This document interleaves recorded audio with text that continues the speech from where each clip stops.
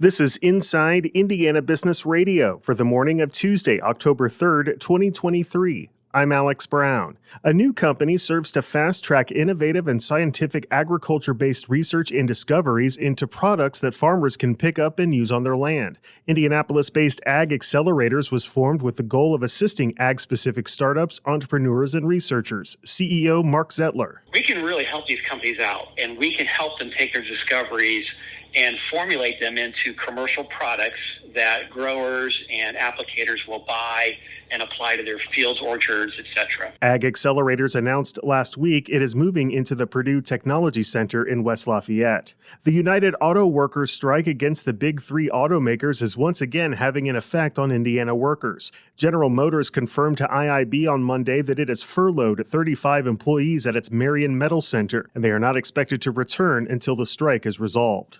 The Connorsville Care Pavilion will change hands this month after Richmond-based Reed Health agreed to sell it to its longtime medical director in June. The center provides acute behavioral health and residential programs for kids. Dr. Vahid Osman, who has worked at the center for over 11 years, will overtake operations by the end of the month. From the number one source for Indiana business news, this is Inside Indiana Business Radio. Get ready, Northeast Indiana. We're headed your way. IBJ Media, Inside Indiana Business, and the Indiana Economic Development Corporation invite you to the second annual Engage Northeast Indiana event, presented by CareSource, Indiana University, and Old National Bank. Tuesday, October 10th at the Grand Wayne Center. We'll be diving into talent, education, and other issues shaping the regional economy. You can find more at ibj.com/engage.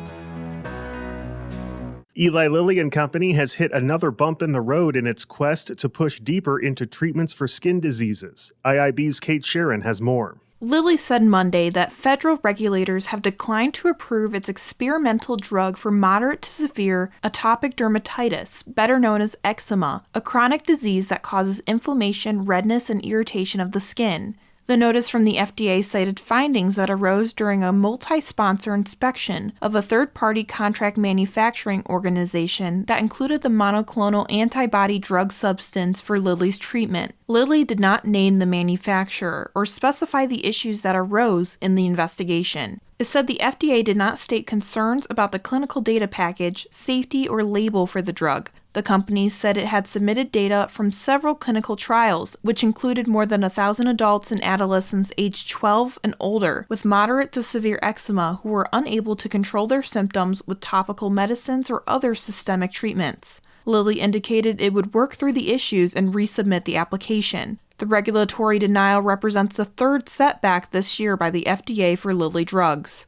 Kate Sharon, Inside Indiana Business, Radio. A new report from Purdue University Fort Wayne's Community Research Institute shows the Indiana National Guard's 122nd Fighter Wing generates an estimated $113 million in economic impact for the entire state. The report, commissioned by Greater Fort Wayne, Inc., estimates that local spending of the 122nd is an estimated $63.5 million and $94.1 million across the 10 counties that make up Indiana's 3rd congressional district. The spending includes employee payroll and benefits, utilities and maintenance, food, lodging, and education. GFW President and CEO John Urbans says the 122nd has 423 full-time military and civilian employees and 727 part-time military employees.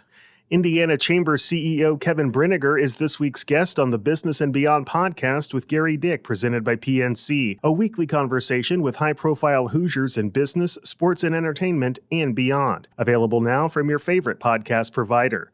I'm Alex Brown for Inside Indiana Business Radio on Demand.